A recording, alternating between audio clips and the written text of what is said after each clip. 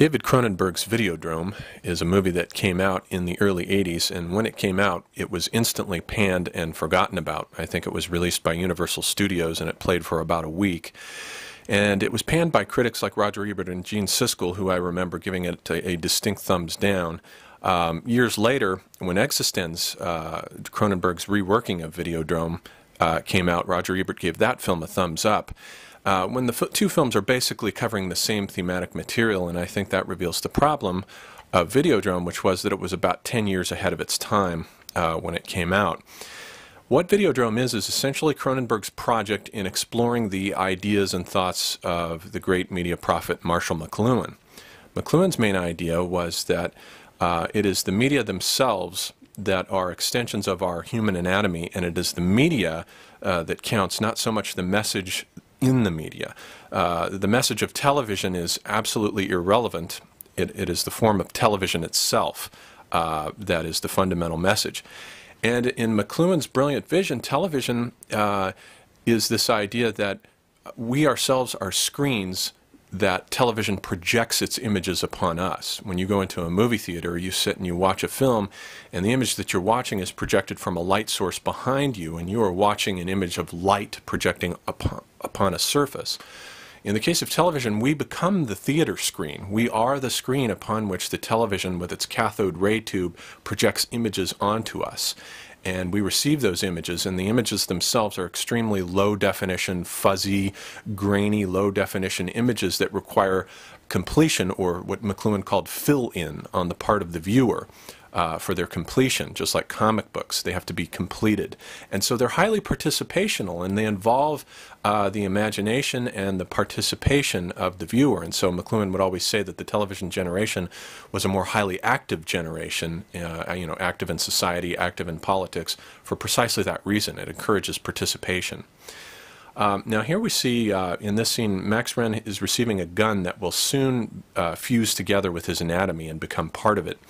And the idea, of course, is that Cronenberg is illustrating here is the notion that McLuhan's idea that our machines and our technologies are extensions of our anatomy.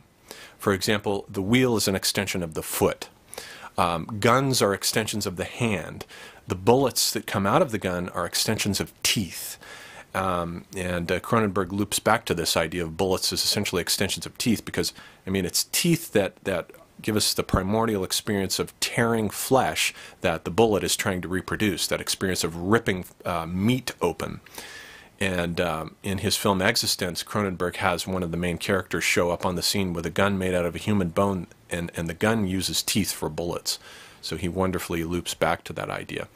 And the main thing, though, about the electric age is that electronic technology is different from all these other forms of technology in that it constitutes an outering or an extension of the human nervous system itself. So we are wearing our human nervous system, we are outering it, we are extending it out into the culture at light speed, and so it's creating a whole new environment that is totally at odds with the linear left brain, first one thing and then another world of the Gutenbergian galaxy. That world is under the impact of this technology is disintegrating.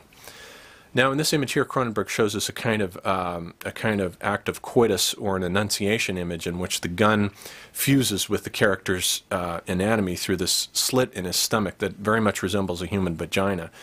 And later on in the film, it will give birth to what looks kind of like an embryo, a sort of gun that comes out, and it becomes embryonic of and what it shoots is essentially Max Renn's paranoia. Paranoia is one of the primary side effects of the electronic age. In the electronic age, what you have is an implosion of the personality, and you get the creation of the multiple egoic personality, what I call in my books the hydraic ego. The hydraic ego is to this age what the single linear ego with the single point of view and depth perspective in painting in the Renaissance had been to that age. So the multiple ego, the ego that has been assaulted from all directions simultaneously around us and has splintered it off into all these multiple sub-egos, and they become paranoid because they're aware of these other egos, and they're aware that the world is complex and multifaceted, and these egos try to seek forms of pattern recognition. One of the primary forms of handling this information overload that comes at us from all these directions is through pattern recognition. And there are two great forms of pattern recognition. One is the formation of mythology. Mythology is pattern recognition systematized and stylized and later turned into religion. Paranoia, however, is a caricature of this myth formation function, and paranoia is another form of pattern recognition, except that it's pattern recognition gone awry. And the assault of television on Max Renn's psyche in this film gradually leads him to become a paranoid individual. He becomes more and more paranoid, and Cronenberg sort of plays around here with Thomas Pynchon's novel The Crying of Lot 49, in that he never really does answer the question about whether there is a Videodrome conspiracy or whether it's all in the mind of Max Renn, whether this is something that he's just completely imagining, or is there really this conspiracy between this corporation, Spectacular Optical, and this Videodrome program that has been designed to create brain tumors in people. Brain tumors that then project images out, and the individual finds himself acting out these images as though they were his reality. And so there's a failure to discern what is real from what is media-generated illusion. And that is one of the main problems. Cronenberg was very prescient here in this, because that is one of the main problems we have been dealing with in the past 30 years, 40 years of the television generation, as the idea of what's real and what isn't. You know, kids who go to high schools and start firing guns are replaying images out of movies that they've seen, and images can infect the psyche like viruses, which is exactly what William Burroughs had been talking about in his books, that there is a kind of image virus effect to media. Media propagates and transmits images, and especially to psyches that have become weakened by saturation through too much ELF radiation. The fish swims in water, and it does not know the environment that it's living in. It's completely unconscious of it. We too are swimming in the waters of a new environment, and it's an environment that is completely saturated by ELF radiation, low frequency electronic radiation. We are swimming in this environment like fish in the sea. Everywhere we go, it's bombarded at us. It's invisible and we can't see it, and we're not aware of it. But what it does is it weakens the human immune system so that the body becomes prey to all kinds of strange, mysterious illnesses that nobody can figure out where they come from.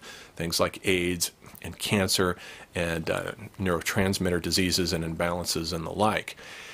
And also, in a weakened body, you also have a weakened psyche. You have a psyche that falls prey to these image viruses that are transmitted through the media, and people mistake reality, they mistake illusion for reality in this electronic age, precisely because they do not have a developed psychological immune system.